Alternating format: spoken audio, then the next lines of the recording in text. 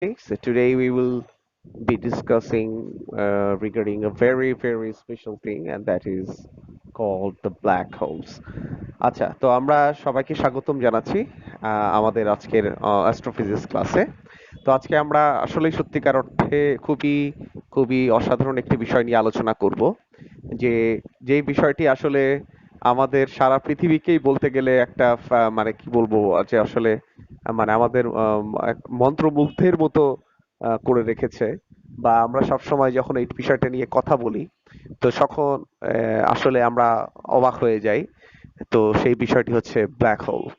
এবং আসলে যেই মানুষটা কখনো ফিজিক্স পড়েনি সেও কিন্তু ব্ল্যাক হোল সম্পর্কে কম বেশি জানে। আসলে জিনিসটা এতটাই ইন্টারেস্টিং। তো আসো আমরা শুরু করি। তো আজকে হচ্ছে আমাদের ব্ল্যাক হোলস, এটার আসলে আমাদের পর্ব ১। আমরা আসলে এটা কয়েকটি পর্বে এই ক্লাসটি ভাগ করেছি, কারণ আসলে ব্ল্যাক হোলের মধ্যে অনেক ইন্টারেস্টিং বিষয়গুলো আছে। তো আমরা সেগুলো ধাপে ধাপে জানতে চাই। তো আমি শুরুতেই আসলে I am expressing my gratitude two YouTube, specially to the YouTube video that I have taken, and that is called Professor Dave Explains. So professor Dave explains নামে একটা ইন্টারেস্টিং সাইট আছে। আমি তাদের কাছ থেকে এই ভিডিওটা নিয়েছি, যেহেতু এখানে অনেক ভিজুয়ালাইজেশনের ব্যাপারটা আছে।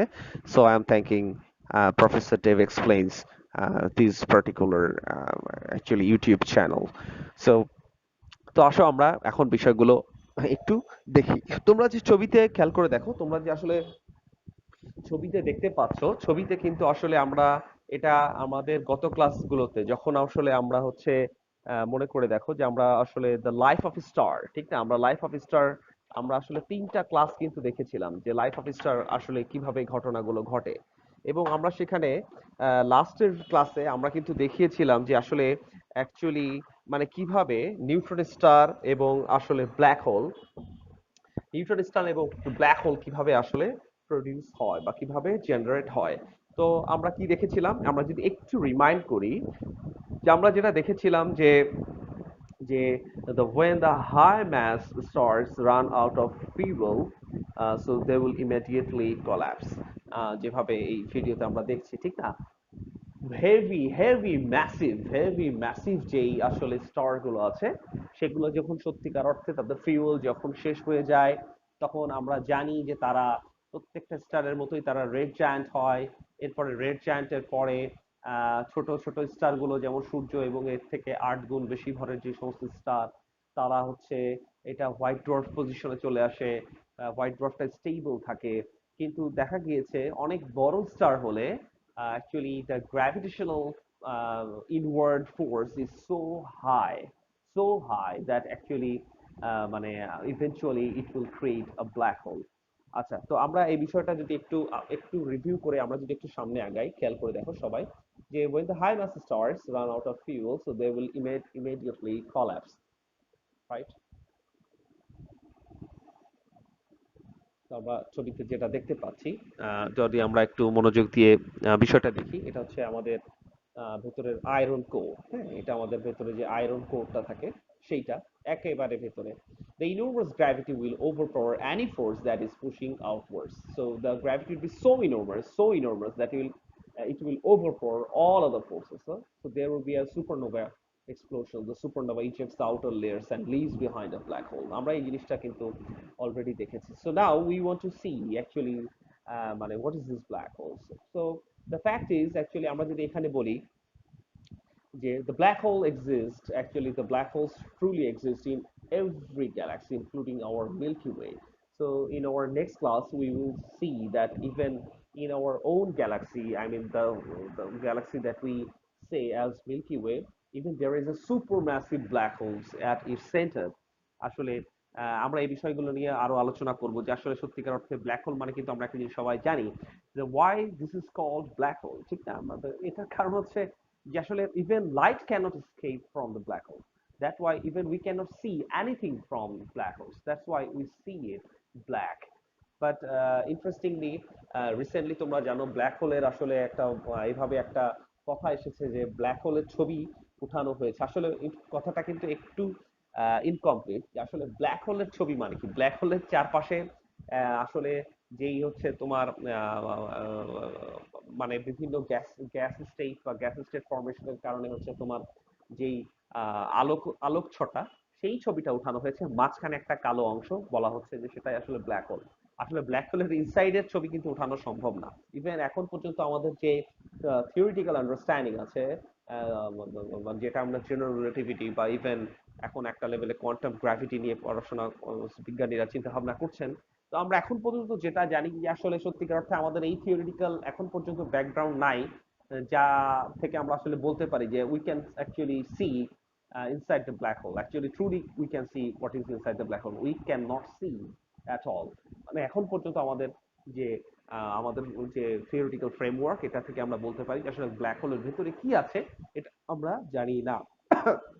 হ্যাঁ, আমি জানি যে some of you may tell about the Hawking's radiation, but Hawking's radiation is something different. Hawking's radiation, এটা কিন্তু it is not like that something like radiation is coming from inside the black hole. Actually, it's not like that. আসলে এটা কিন্তু সত্য না। আর এটাও আমরা ইনশাল্লাহ আমাদের এই ব্ল্যাক হোল নিয়ে যে ক্লাসগুলো আছে আমরা এটা দেখবো যে বরঞ্চ হকিংস রেডিয়েশনের ব্যাপারটা হচ্ছে ব্ল্যাক হোলের বাইরে, যে ইভেন্ট হরাইজনে সেখানে সেই ব্যাপারটা ঘটে, সেটাও আমরা ইনশাল্লাহ দেখবো। কিন্তু এটা এরকম কিছু না যে ব্ল্যাক হোলের ভেতর থেকে কোনো কিছু বাইরে বের হয়ে আসছে। বলা হয়ে থাকে এখন পর্যন্ত, আমি বারবার এই কথাটা কেন বলছি যে আসলে মানে মানে in the coming future no one knows what is actually going to be happen, because হতে পারে এমন কোনো থিওরিটিক্যাল ফ্রেমওয়ার্ক বা থিওরিটিক্যাল ফর্মুলেশন আসলো যেটা হয়তো আমাদের নতুন করে ভাবতে হতে পারে।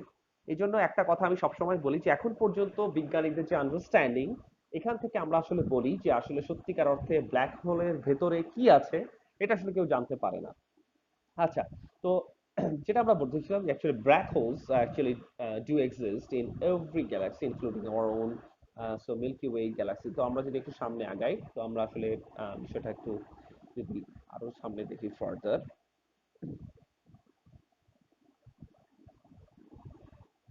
এটা কিন্তু এই যে তোমরা যে আসলে ছবিগুলো আগের ছবিটা দেখলে এগুলো কম্পিউটার জেনারেটেড মুভি, সো ছবি তো আসলে what are the black holes truly, ঠিক না?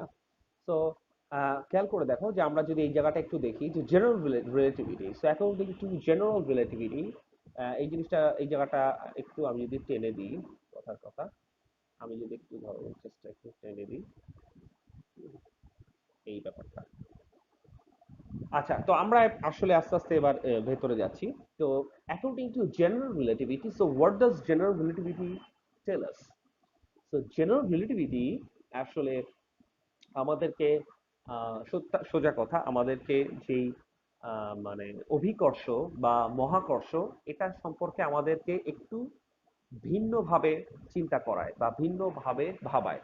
হ্যাঁ, যেমন ধরো ছোটবেলা থেকেই আমরা যদি আসলে অনেকে চিন্তা করি, ঠিক না, যে আসলে একটা আপেল বা নিউটন যে চিন্তা করেছিলেন, অনেকে মজা করে বলে যে নিউটনের মাথায় আপেল পড়েছিল, আসলে কথাটা সত্য না। আসলে নিউটনের মাথায় আপেল পড়েনি, ও বরঞ্চ উনি চিন্তা ভাবনা করছিলেন যে আসলে আপেলটা কেন সবসময় নিচেই পড়ে। তো খেয়াল করে দেখো নিউটন একটা ধারণা দিয়েছিলেন যে আসলে it is because the W equals to mg or F equals to capital G m1 m2 divided by r square, যেটাই হোক না কেন। তো এই ব্যাপারটার অনেক ব্রড একটা সেন্সে ধারণা নিয়ে আসেন আলবার্ট আইনস্টাইন। তিনি বলেন যে আসলে actually truly speaking the massive objects the wrapped space time, so এটার আসলে মানে কি? তো এটার মানে হচ্ছে তোমরা ইমাজিন করো যে ধরো তোমরা কেউ যদি চার চার কোনায় চারজন দাঁড়িয়ে একটা চাদর টান টান করে রাখো, ঠিক না, চার কোনায় যদি চারজন দাঁড়িয়ে একটা চাদর তোমরা টান টান করে রাখো, তো সেক্ষেত্রে আসলে মাঝখানে তুমি যদি একটা ভারী কিছু দাও, তাহলে কিন্তু চাদরটা কি বলো, চাদরটা কুঁচকে যাবে, ঠিক না, এবং ওই ভারী জিনিসটা দেখবা মাঝখানে আসলে সত্যিকার অর্থে আহ, ভারী জিনিসটা হচ্ছে মাঝখানে মানে অনেকটা এভাবে আমরা বলি যে দাবিয়ে দিবে, ঠিক না, অর্থাৎ স্পেস টাইমটা কার্ভ করে ফেলবে, অর্থাৎ চাদরটা টোটালটা যদি টান টান করে ধরতাম এবং আমরা যদি সেখানে খুব ভারী একটা কিছু রাখতাম, তো আমরা দেখতাম যেমনি ভাবে চাদরটা বেঁকে যায়, ঠিক আমরা বলি যে আসলে আমাদের এই শূন্যস্থান আসলে আমাদের যে স্পেস, এবং আসলে আমাদের শূন্যস্থানটা শুধু স্পেস না, এটা আসলে বলা হয়ে থাকে স্পেস এবং টাইমের যে আসলে কার্ভেচার। তো বলা হচ্ছে যে আসলে আমাদের সূর্য, আমাদের পৃথিবী সবকিছুই তাদের শূন্যস্থানকে চারপাশে বাঁকিয়ে ফেলে। তো এই কারণে ব্যাপারটা আসলে কি, গ্র্যাভিটেশনাল ব্যাপারটা হচ্ছে এটাই যে তুমি যদি ওই চাদরের উপর খুব প্রচন্ড ভারী কিছু রাখো, এরপর ওই জিনিসটা মাঝখানে এরকম সবকিছু চাদরটা দেখবা যে একেবারে দাবিয়ে দিবে, এবং ওইখানে তুমি যদি একটা ছোট্ট কিছু রাখো দেখবা যে ওই জিনিসটা আলটিমেটলি কি ওই কার্ভেচার দিয়ে ওই ভারী জিনিসটার দিকে মুভ করা শুরু করেছে। সুতরাং ওইটা থেকে আমরা একটা ভিজুয়ালাইজেশন আনতে পারি যে actually truly speaking gravity actually is the result of this curvature, right? যদিও এখন কোয়ান্টাম মেকানিক্যাল একটা আন্ডারস্ট্যান্ডিং এর কথা বলা হচ্ছে যে actually gravity actually the particle, the imaginary particle which is responsible for the gravity, it is called the graviton, but truly speaking, it is still under observation or is still under research, because no one still has proved that there is the truly graviton does exist, but it is under research. So আসলে এরকম বহু বহু কিছু রিসার্চের বাকি আছে। তো আমরা যেখানে চলে আসি এখন পর্যন্ত আমাদের যে আন্ডারস্ট্যান্ডিং পৃথিবীব্যাপী ফিজিসিস্টদের যে আসলে চিন্তা ভাবনা, সেখান থেকে আমরা দেখছি যে according to general relativity the massive objects actually it makes the curvature in space time, so we can say the massive objects the wrap space time। হ্যাঁ, এবং আমরা যদি আহ, ঠিক না, আমরা সামনে এই ব্যাপারগুলো দেখবো যে more mass means more wrapping, so more massive means more curvature. So এখানে আমরা যদি একটু ব্যাপারটা দেখি, এই যে আমি যে উদাহরণটা একটু আগে দিলাম, so objects fall to the ground because they are following the curvature of space produced by the earth. So interestingly, if you imagine the previous example, ঠিক না, আমরা যে চাদরের কথা বললাম টান টান করে, এই জিনিসটা আমরা কম বেশি সবাই বুঝি। তো সেখানে এখন তুমি যদি একটা ছোট্ট একটা অবজেক্ট দিয়ে দাও, ঠিক না, তো ছোট্ট একটা অবজেক্ট কি হবে, সেটা কিন্তু ওই কার্ভেচার দিয়ে মুভ করা শুরু করবে। তো এখানেও ওটা বলা হচ্ছে যে অ্যাকচুয়ালি মানে যেভাবে আইজাক নিউটন বলেছিলেন যে আসলে ওকে গ্র্যাভিটির কারণে, কিন্তু Isaac Newton did not explain actually what is the nature of the gravity, but Albert Einstein's general relativity explains. So it explains that objects fall to the ground because they are following the curvature of the space produced by the earth. আচ্ছা, তো আমরা একটা move করি সামনে, ঠিক না? এই আপেলটা কেন পড়লো, কারণ পৃথিবী তার স্পেসটাকে কার্ভ করে রেখেছে। সো এই ব্যাপারটা আমরা যে to leave the earth, to leave the earth craft must exceed earth escape velocity. এটাও তোমরা জানো যে আসলে সত্যিকার অর্থে আমরা যদি এই জিনিসটা দেখো যে এই যে আমাদের আর্থের যে কার্ভেচার, এখান থেকে আসলে এই রকেটটা যদি বের হতে চায়, ঠিক না, আসলে ব্যাপারটা আসলে কি, this would allow it to escape the curvature of space near the earth. আমরা কিন্তু সবাই আহ, আমরা যখন আসলে ইন্টারমিডিয়েট লাইফে ছিলাম আমরা কিন্তু সবাই ব্যাপারটা জানি, এখন আমরা সবাই অনার্সে পড়াশোনা করছি, যে আসলে স্কেপ ভেলোসিটি বলে একটা বিষয় আছে যেটার নাম হচ্ছে মুক্তিবেগ, ঠিক না? যে তুমি একটা পাথরকে যদি ছুঁড়ে মারো এটা আবার পৃথিবীতে চলে আসবে, কিন্তু একটা মিনিমাম বেগ আছে যেটা আসলে 11.2 কিলোমিটার পার সেকেন্ড। এই বেগে তুমি যদি কোনো পাথরকে ছুঁড়ে মারো তো আসলে বলা হচ্ছে যে আসলে ওই পাথরটা আর পৃথিবীতে ব্যাক করবে না। তো ব্যাপারটা কেন ব্যাক করবে না, আসলে আমরা এটাকে এই আন্ডারস্ট্যান্ডিং থেকে এভাবে বলতে পারি যে এটা এই কারণেই ব্যাক করবে না যে সেই কার্ভেচার অফ স্পেসটাকে সে স্কেপ করতে পারবে, ঠিক না? যে আমরা যেভাবে দেখছি যে, এবং এই স্কেপ ভেলোসিটিটা হচ্ছে 11.2 কিলোমিটার পার সেকেন্ড। তো দেখো স্কেপ ভেলোসিটির আমরা কিন্তু এই কিছুটা জানি, ঠিক না, যে √2 gm/r। So G is the gravitational constant 6.673 × 10⁻11 newton metre square KG inverse 2। So আমরা কিন্তু এই কোশ্চেনটা সবাই জানি, the capital is the mass of the object and the capital R is the radius of the object. So এই escape ভেলোসিটিটা কার, এই স্কেপ ভেলোসিটি কিন্তু যে কোনো অবজেক্টের জন্য এটা escape velocity, it can be the escape velocity for any object, ঠিক না? It can be the escape velocity for, I mean, these equation can be applicable for any object, like for earth, like for sun, even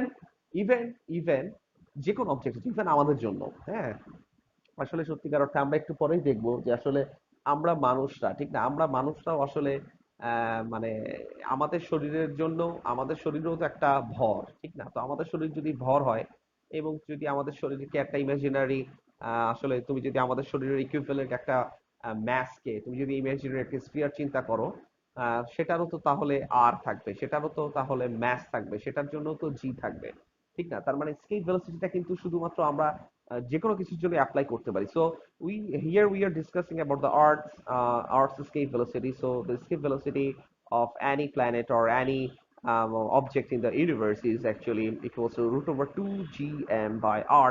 So g is the gravitational constant, m is the mass of the object, r is the radius of the object. তোমরা এই জিনিসগুলা খুব ভালো মতোই জানো। আচ্ছা, আমরা এখন এটা আসলে এই কনসেপ্ট আসলে আমরা ব্ল্যাক হোলের জন্য অ্যাপ্লাই করব, ঠিক না? আর আমরা কিন্তু গত ক্লাসে তোমাদের মনে পড়ে যে আসলে আমরা কিন্তু এই ব্যাপারগুলো অলরেডি শিখে এসেছিলাম যে এই যে white dwarf situation, it can B stable or it can B unstable. So when any star actually goes into the white dwarf state, whether it is stable or unstable, if the mass of the unstable white dwarf state is greater than the 3 times than that of the mass of the sun, then it would be becoming a black hole eventually. Right? So আমরা এই ব্যাপারগুলো গতদিনই পড়ে এসেছি Chandrashekhar limited যে ব্যাপারটা, এখানে আমরা বলেছিলাম যে একটা বিষয়ে একটু ক্রিটিক্যালি মাথায় রাখার জন্য যে আসলে অনেকে মনে করে যে যে কোনো তারা যেগুলোর ভর বর্তমানে সূর্যের ভরের 3 গুণ বা তার বেশি তারাই ব্ল্যাক হোল হবে। না, ব্যাপারটা কিন্তু তা না। ওই তারা বর্তমানে কত ভর এটা ফ্যাক্ট না, বরঞ্চ ওই তারাগুলো রেড জায়ান্ট অবস্থা থেকে যখন আবার চুপসে যাবে, তারপর যখন আবার তারা হোয়াইট ডোয়ার্ফ পজিশনে যাবে, অর্থাৎ এভাবে যেটা আমরা ছবিতে সাদা অংশ ভাবে দেখিয়েছিলাম, ওই হোয়াইট ডোয়ার্ফ সিচুয়েশনটা যদি আসলে বর্তমানে সূর্যের যে ভর তার ভরের 3 গুণের বেশি হয়, তাহলেই তারা শুধুমাত্র ব্ল্যাক হোল হবে। সুতরাং এটার জন্য আসলে ম্যাসিভ ম্যাসিভ আসলে স্টার দরকার। যেমন আমরা বলেছিলাম সূর্যের থেকে 8 গুণ বেশি ভর, সূর্যের থেকে 8 গুণ বেশি ভরও যদি হয়, তারপরও কিন্তু তারা কি হবে, আমরা দেখেছি তারা আলটিমেটলি মানে হোয়াইট ড্রপ হবে, হয়ে যাবে আলটিমেটলি, ইভেন নিউট্রন স্টারও হবে না। তো সূর্যের থেকে 8 গুণের বেশি ভর হলে, অর্থাৎ 10 গুণ, 15 গুণ, 20 গুণ, 30 গুণ, এরা হচ্ছে নিউট্রন স্টার হয়। এবং আরো বিশাল বিশাল তারকাগুলো এরা আসলে আলটিমেটলি ব্ল্যাক হোল হয়। আচ্ছা, তো আমরা এই বিষয়গুলো আগেই দেখেছিলাম, এই জন্য আসলে ওই ব্যাপারটা আজকে গেলাম না, আজকে আমরা স্কেপ ভেলোসিটি দিয়ে বুঝাবো। তো এটা হচ্ছে আমাদের আর্থের স্কেপ ভেলোসিটি বা আমাদের ইউনিভার্সের যে কোনো অবজেক্টের স্কেপ ভেলোসিটি আমরা এভাবে বলতে পারি, ঠিক আছে? তো যেটা বললাম, the escape velocity of the earth 11.2 kilometer per second. So any craft that makes it up to escape must exceed Earth's escape velocity. ঠিক, অর্থাৎ অবশ্যই সত্যিকার অর্থে কোনো কিছুকে যদি পৃথিবী থেকে মহাশূন্যে যেতে হয় তবে এটা করতে হবে। তো আচ্ছা, তো এই ব্যাপারটাও আমরা কিন্তু অলরেডি জানি, সেটা হচ্ছে the smaller radius means a greater escape velocity. খেয়াল করো, এখানে কিন্তু আবার জিনিসটা একটু বুঝতে হবে। মানে keeping the mass keeping the mass constant, keeping the mass constant, অর্থাৎ এখানে যদি ম্যাসটা কনস্ট্যান্ট হয়, অর্থাৎ if we say the mass of both grid sphere, I mean the larger one and the smaller one, এই যে লার্জার একটা sphere আছে আর স্মল একটা স্ফিয়ার আছে, তাদের ম্যাস যদি দুটোরই সমান হয়, খেয়াল করে দেখো, তার মানে কি, যখন আর আরটা কমবে, তাহলে ভি স্কেল অর্থাৎ স্কেপ ভেলোসিটিটা বাড়বে। আবার ম্যাস কমলে কিন্তু আবার ব্যাপারটা হলো না, ঠিক না? কারণ ম্যাস কমা মানে স্কেপ ভেলোসিটি কমা। তো আমরা বলছি যে ম্যাসটা যদি একই হয় কিন্তু রেডিয়াস যদি কম হয়, তার মানে আলটিমেটলি কি হবে, স্কেপ ভেলোসিটিটা বাড়বে। আচ্ছা, খেয়াল করো। আচ্ছা, তো আরেকটা জিনিস খেয়াল করে আমরা দেখলাম যে a greater density means a more profound curvature, ঠিক না? তো এই কথাটা আসলে কেন আসলো, কথাটা আসলে খুব সহজ। আচ্ছা, so actually what is actually density, তাই না? ঘনত্ব, rho equals to M by V, rho equals to m by v. So think, so if you keep the m constant, so and if you decrease v, so rho would be increased, ঠিক না? তুমি rho equals to M by V, তুমি যদি M K constant রেখে তুমি যদি V K ছোট করো, তাহলে আলটিমেটলি কি হবে, রো বেড়ে যাবে। তো রো বেড়ে যাওয়া মানেই হচ্ছে আসলে সত্যিকার অর্থে ওই বস্তুটা তার চারপাশের যে স্পেস এটাকে আরো বেশি কার্ভ করবে, এই জন্য বলা হচ্ছে greater density means a more profound curvature.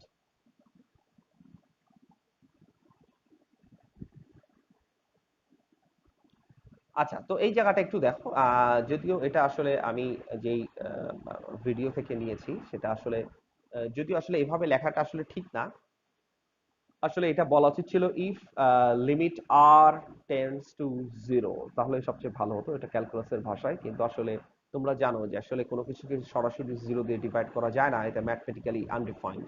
So however, so for the time being just imagine this one. So if r tends to zero, I mean if keeping the mass constant, if the radius of the sphere tends to zero, then the escape velocity of that particular sphere would be infinite, would be infinite, ঠিক না? এই কনসেপ্টটা কিন্তু আমরা সবাই কম বেশি বুঝি, ঠিক না?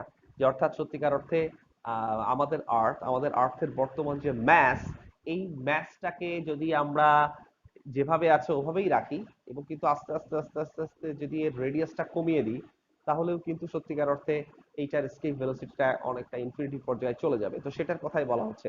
তো এই কথাগুলো আমরা আসলে কেন আসলাম, কারণ সত্যিকার অর্থে what is the meaning of escape velocity? Escape velocity মানে হচ্ছে পৃথিবী পৃষ্ঠ থেকে বা যে কোনো মহাজাগতিক বস্তুর পৃষ্ঠ থেকে কোনো বস্তু কত সহজে বের হয়ে যেতে পারে। তো কেন স্কেপ ভেলোসিটির আলোচনাটা আসলো? কারণ আমরা এখন চেক করে দেখব যে আসলে সব থেকে স্পিড কোন জিনিসটার এই মহাবিশ্বে? অবশ্যই লাইটের। So light can move at the speed of 3 into 10 to the power 8 meter per second, or 3 I mean 0.3 million kilometer per second, or 300,000 kilometer per second we can say. So interestingly, তার মানে আমাদের খেয়াল করে দেখো যে সত্যিকার অর্থে আমরা যে জিনিসটা বলি যে আসলে সত্যিকার অর্থে আমরা যদি পৃথিবী থেকে, খেয়াল করো, 11.2 কিলোমিটার পার আওয়ার বেগেই ছুড়ে মারি তাহলে সেটা মহাশূন্যে চলে যাবে। আচ্ছা, আমরা যদি পৃথিবী থেকে 11,000 কিলোমিটার পার সেকেন্ডে ছুড়ে মারি তাও মহাশূন্যে চলে যাবে। মজার ব্যাপার হচ্ছে ব্ল্যাক হোল এমন একটা মহাজাগতিক বস্তু যেখানে তুমি কোনো কিছুকে যদি ব্ল্যাক হোল থেকে 2 লক্ষ কিলোমিটার পার সেকেন্ডেও ছুঁড়ে মারো তাও সেটা যাবে না, তাও যদি ওটার ম্যাস আছে। আর এটা তো যাবেই না যেটা লাইট, যারকে বলা হয় যার রেস্ট মাস জিরো। আসলে এই রেস্ট মাসের ব্যাপারটা আরো একটা ইন্টারেস্টিং ব্যাপার, এটা আমরা ইনশাল্লাহ পরে কোনো এক সময় আলোচনা করব। রেস্ট মাস ছোট্ট করে একটু বলি, রেস্ট মাস মানে কিন্তু এই না লাইটকে কেউ আসলে রেস্ট অবস্থায় নিয়ে এসে মেপে দেখেছে লাইটের mass zero. No, rest mass zero মানে কি আজ পর্যন্ত লাইটকে কেউ রেস্ট অবস্থায় দেখে নাই। ঠিক না? ইন্টারেস্টিং এই ব্যাপার, কারণ লাইটেরও কিন্তু মোমেন্টাম আছে। আমরা এগুলো আস্তে আস্তে ইনশাল্লাহ শিখবো, যেহেতু আমাদের অ্যাস্ট্রোফিজিক্স কোর্সে এই ব্যাপারগুলো আছে। তো যাই হোক, তো যেটা বলছিলাম, তো সত্যিকার অর্থে ব্ল্যাক হোল এমন একটা object, even light cannot escape from black hole. That's why we say the escape velocity of black holes actually it is even greater than the light. বুঝছো? আচ্ছা, আমরা আসছি সেই পর্যায়ে আস্তে আস্তে।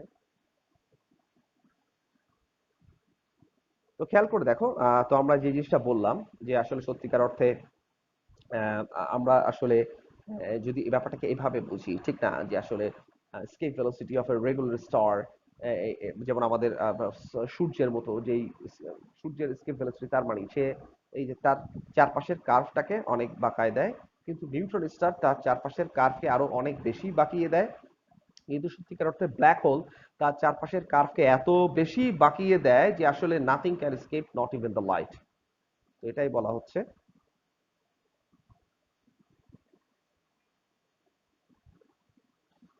ঠিক না? এই যে আমরা এটা দেখলামই যে আসলে লাইটের স্পিড এত হিউজ স্পিড হওয়া সত্ত্বেও আসলে সত্যিকার অর্থে সেটা আহ, তোমার আসলে মুভ করতে পারে না, স্পিডটা আসলে ক্রস করতে পারে না। তো এখানে আরেকটা ব্যাপার হচ্ছে, if light can't leave an object, ঠিক না, then we won't be able to see it. মানে এটা কিন্তু ইন্টারেস্টিং, ঠিক না? আমরা কিন্তু এটা জানি যে আসলে আমরা কেন কোনো কিছু দেখি। যেমন অনেক আগে যেমন বিজ্ঞানীরা ভাবতেন যে আসলে আমাদের চোখ থেকে আলো যায় এই জন্য আমরা দেখি। আসলে কিন্তু ব্যাপারটা তা না, কোনো একটা বস্তু থেকে আলো এসে আমাদের চোখে পড়ে তাহলে কিন্তু আমরা দেখি। তো এই জন্যই বলা হচ্ছে যে লাইট যদি আসলে ব্ল্যাক হোল থেকে নাই আসে তাহলে তো আমরা আসলে ব্ল্যাক হোলকে দেখবো না। আসলে কিন্তু আমরা কখনো ব্ল্যাক হোলকে দেখি না। এখন প্রশ্ন হচ্ছে তাহলে ব্ল্যাক হোলকে আমরা দেখি না, আমরা বুঝলাম কিভাবে ব্ল্যাক হোল আছে? ঠিক না? এই প্রশ্নটা কিন্তু চলে আসে।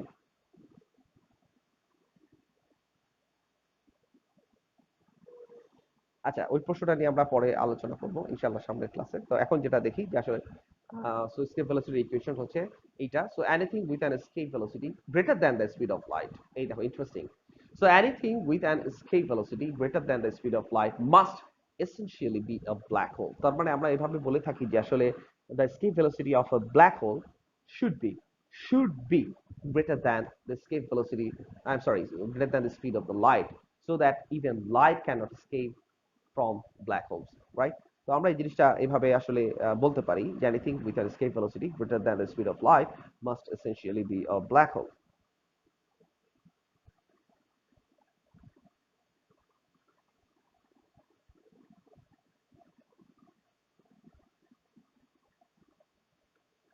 সো দেখো, এখানে আমরা জাস্ট এটা জাস্ট হচ্ছে আমাদের হচ্ছে জাস্ট হচ্ছে একটা ট্রিকি ম্যাথমেটিক্যাল ফর্মুলেশন।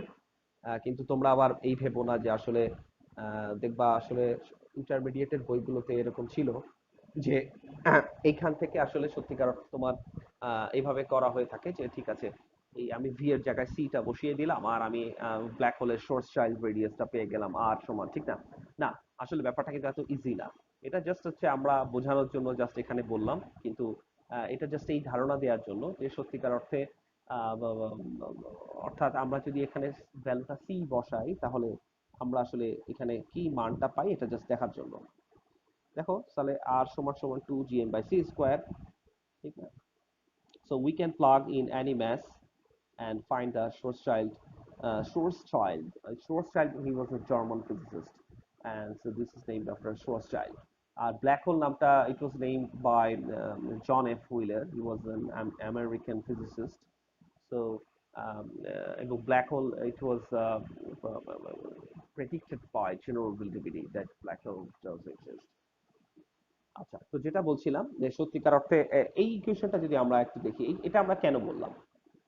এটা মানে এখান থেকে আমি ব্ল্যাক হোলের ইকুয়েশন বের করে ফেললাম? No, it's not like that. এটা এই কারণেই বললাম যে আসলে আসলে এনি অবজেক্ট মানে তুমি যদি এই ইকুয়েশনটাকে ফলো করো, ঠিক না, তুমি আসলে একটা তাকে একটা ব্ল্যাক হোলে পরিণত করতে পারো। এইভাবে আমরা ইন্টারেস্টিংলি বলতে পারি যে সোজা সোজা কথা যে আসলে আহ, একটা ছোট্ট একটা লোহার গোলক বা ছোট্ট একটা গোলক, ঠিক না, তারও তো একটা ম্যাস আছে, তারও তো একটা কিছু আছে, ঠিক না? তো তাকেও যদি আমি আসলে ইকুয়েশন অনুযায়ী ফলো করি তাহলে সেই জিনিসটাও কিন্তু আসলে ব্ল্যাক হোলে পরিণত হতে পারে। কিন্তু আমরা কিন্তু এই টাইপের ব্ল্যাক হোল গুলো দেখি না, কারণ কোনো কিছু এত এত এত এত ছোট হওয়া ম্যাস ইনট্যাক্ট রেখে সম্ভব না, ঠিক না? যে কারণে আমরা আমাদের চারপাশে আমাদের পরিবেশের চারপাশে এইভাবে দেখি না, কিন্তু এটা থিওরিটিক্যালি কিন্তু সম্ভব।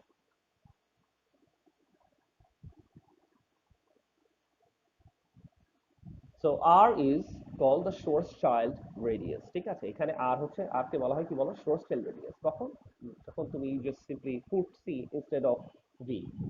আচ্ছা, তো খেয়াল করে দেখো এখানে আমরা জিনিসটা পড়ছি যে during the death of a very high mass star its core is compressed within its Schwarzschild radius। একটু ভালো করে বুঝো, একটু ঠান্ডা মাথায় বুঝো।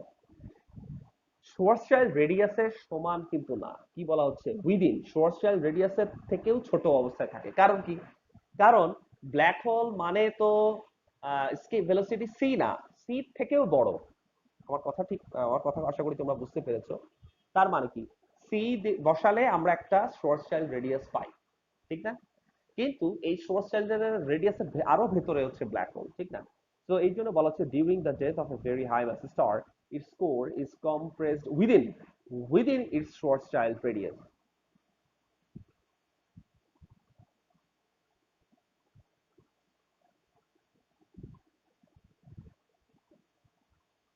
আচ্ছা, সো ওই যে জিনিসটা আসলে বলছিলাম যে anything could be black hole if compressed within its Schwarzschild radius. তো প্রত্যেকটা জিনিসেরই একটা Schwarzschild রেডিয়াস কিন্তু রয়েছে। ইভেন এটা একটা ইন্টারেস্টিং কনসেপ্ট, ঠিক না? তো আমরা যদি একটু দেখি যে আমরা একটু জাস্ট একটা এক্সাম্পল দিই, এটা ইন্টারেস্টিং। যেহেতু আমরা আগেই বলেছি এরকম ব্ল্যাক হোল দেখা যায় না, কারণ ম্যাসকে ইনট্যাক্ট রেখে এত ছোট হওয়া সম্ভব না। যেমন ফর এক্সাম্পল এখানে একটা ইন্টারেস্টিং বিষয় দেখো, আমাদের আর্থ আমাদের আর্থকে তুমি যদি আসলে সত্যিকার অর্থে একটা গাম্বল, আমরা যেটা আসলে খুব ছোট্ট একটা জিনিস, ঠিক না, যেটার আমাদের আর্থের বর্তমান রেডিয়াস হচ্ছে 6,400 কিলোমিটার। 6,400 কিলোমিটার। আমাদের আর্থকে, আমাদের আর্থের ম্যাসকে ইনট্যাক্ট রেখে তুমি যদি এটার রেডিয়াস, অর্থাৎ বলতে পারো যে এইটার রেডিয়াস যদি তুমি 0.9 centimetre, even less than 1 centimetre তুমি যদি করতে পারো তাহলে it would be a black hole. কিন্তু এটা কোনোদিনও সম্ভব না, কোনোদিনও এটা সম্ভব না, যে কারণে আমরা আর্থ বা সানকে কখনো ব্ল্যাক হোল হতে দেখি না, যে আসলে এই হিউজ ম্যাসকে ইনট্যাক্ট রেখে আসলে এত ছোট রেডিয়াসে চলে আসা, এটা সম্ভব না। ইভেন আমরা যদি আরেকটা জিনিস দেখি, ইন্টারেস্টিং একটা উদাহরণ,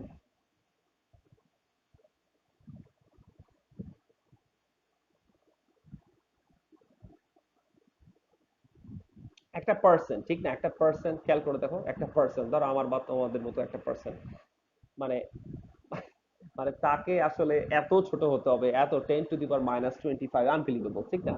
তো যাই হোক, এটা আসলে ইভেন একটা অ্যাটমের থেকেও ছোট, তাহলেও একটা বলা যাচ্ছে যে একটা ব্ল্যাক হোল ক্যারেক্টারিস্টিক সে পেয়ে যাবে, কিন্তু এটা আমরা বুঝি যে আসলে এই জিনিসটা কিন্তু কখনো পসিবল না।